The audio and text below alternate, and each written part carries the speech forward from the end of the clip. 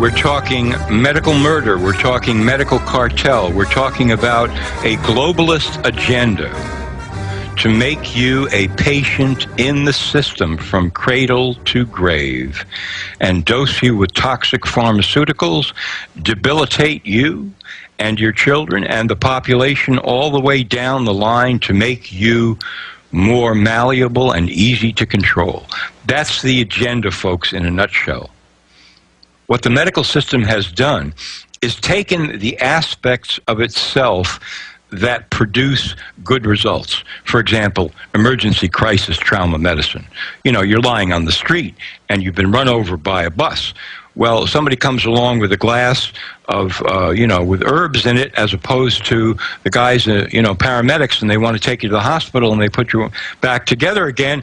You're liable to say, let's go to the hospital, folks. But they parlay that, you see, into saying that everything medical is just as good as we can do in putting you back together after you've been run over on the street.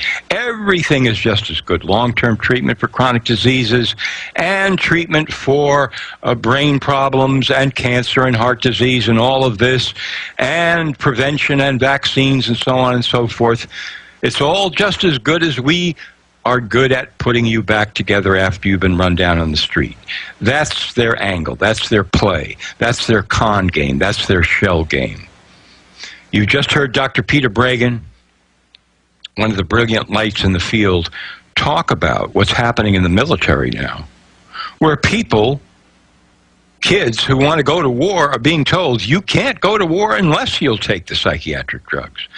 The drugs that have been shown time and time again by Breggin and others to cause violent, erratic, suicidal, homicidal behavior. You want to see the relationship between Prozac and the other SSRI antidepressants, Zoloft, Paxil, and so on, to violence and violent behavior and other long-term debilitating effects? There's material all over the place, and at Breggin.com you can find much of that. What has been left out of the equation, even in much alternative news, under the heading of debilitation of the population, is the ultimate agenda of the medical cartel. And I'm showing you here, step by step and degree by degree, and we've got a lot more to go, is that this is in fact debilitating and destructive to you, your children, and the population. Referring back to Dr. Breggin's comments about the dangerous effects, the violence-inducing effects, for example, of certain psychiatric drugs and how widespread they are in the society. You want to demoralize the society? You want to put people into a state of fear, confusion? You want to debilitate a society? You want to produce an operation like that that makes the society in the long run easier to take over by those elite forces who want to take it over? There's the formula. You plant seeds, folks. You plant seeds everywhere of these and other toxic drugs, some of which induce violence. And you stand back and you say, let it roll. Let it roll, boys. Let it roll. And you watch what happens. What is all this about? And nobody knows. The press doesn't want to say. The press doesn't want to cover it. The press doesn't want to investigate. What I'm telling you is that's the formula.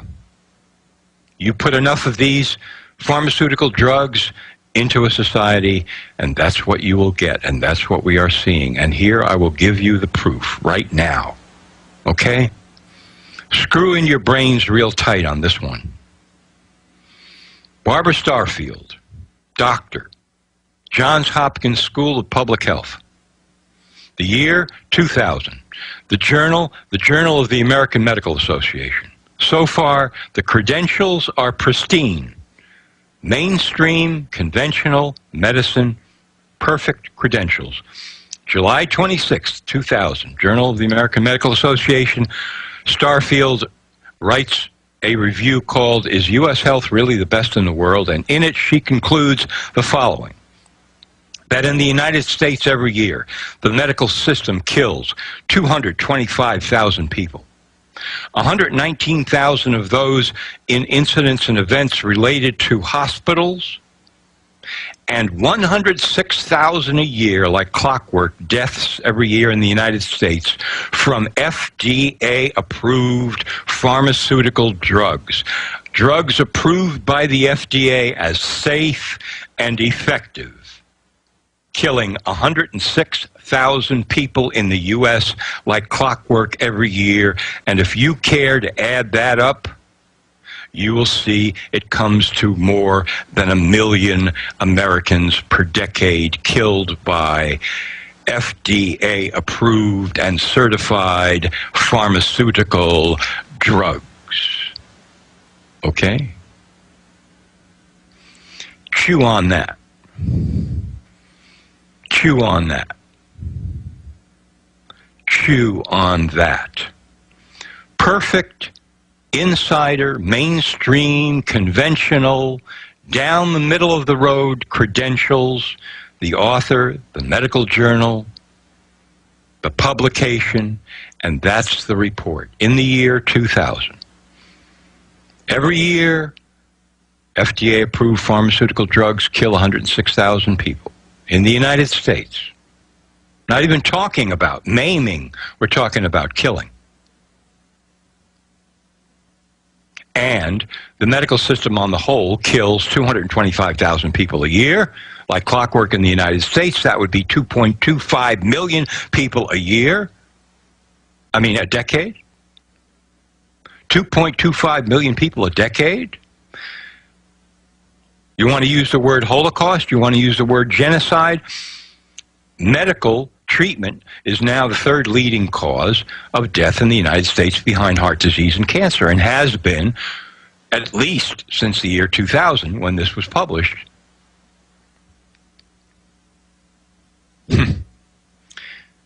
I've been broadcasting this fact all over the world for the last, 5 years. I interviewed Dr. Starfield, one of the last interviews she did before she died in 2011.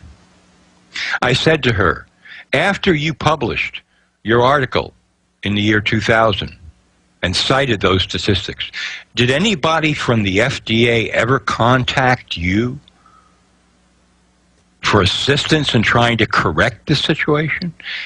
This was an email interview, and she wrote back, no, in capital letters, N-O. Anybody from the government get back to you and say, we need your help, we have to fix this? No. Are you aware of any efforts, remedial efforts, by the government? After all, it's the FDA, which is an executive agency of the federal government, that says these drugs are safe. Any effort that you know of by the government to fix this? No. No. Did your paper, when you published it in the Journal of the American Medical Association, receive any overwhelming criticism? No. It was given, in a sense, the silent treatment. There were stories in the media at the time, but they went away eventually. Starfield, over the years, continued to get at least, she said, 1 request a week for a copy of that paper. But the media were absolutely silent.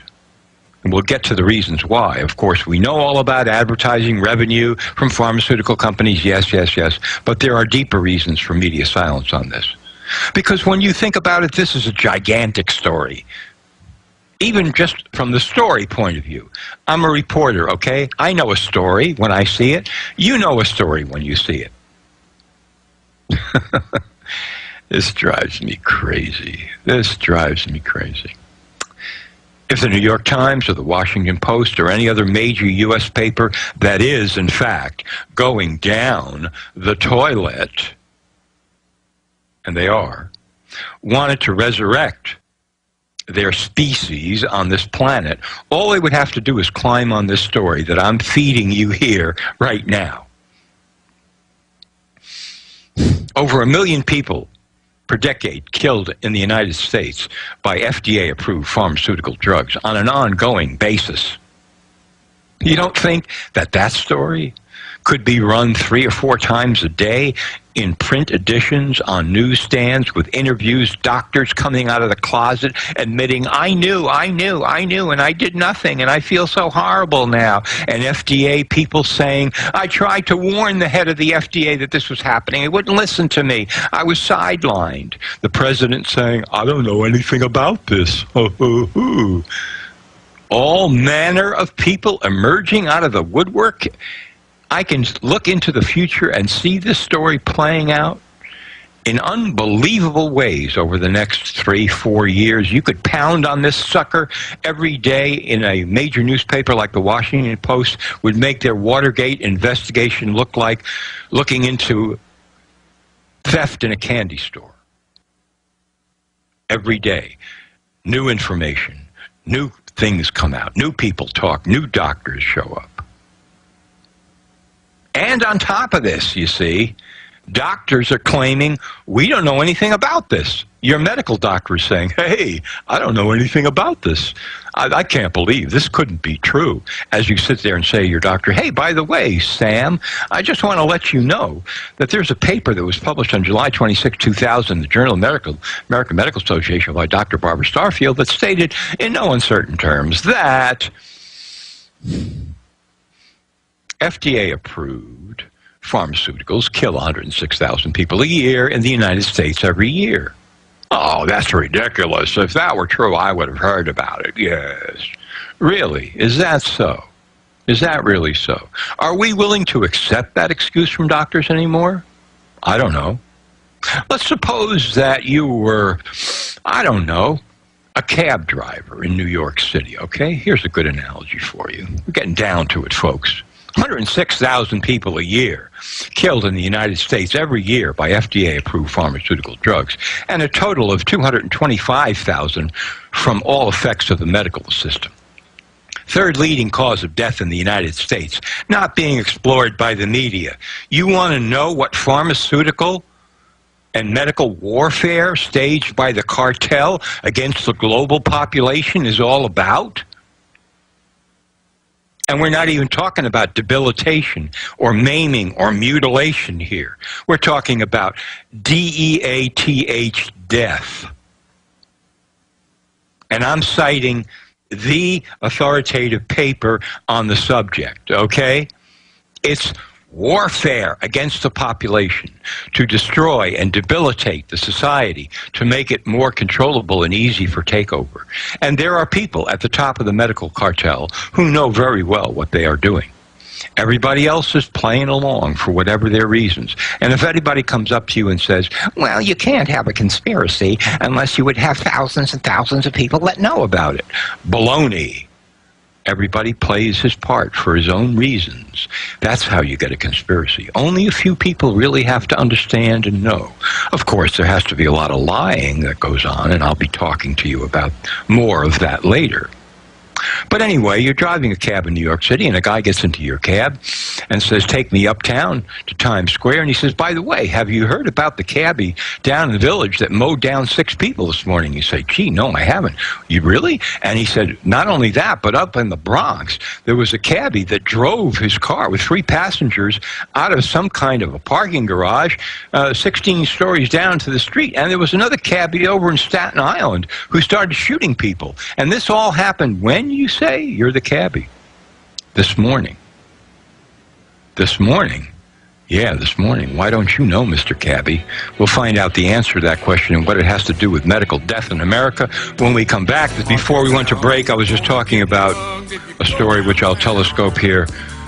If you were a cabbie in New York City and you suddenly learned that there were cabbies all around you committing violence, you would be aware of it. People would let you know, even if it wasn't in the newspapers. And so if you say that doctors don't really know that the medical profession via pharmaceuticals is killing 106,000 Americans a year, they don't know, they're not aware of it, they're entirely innocent. Come on, come on, come on, come on.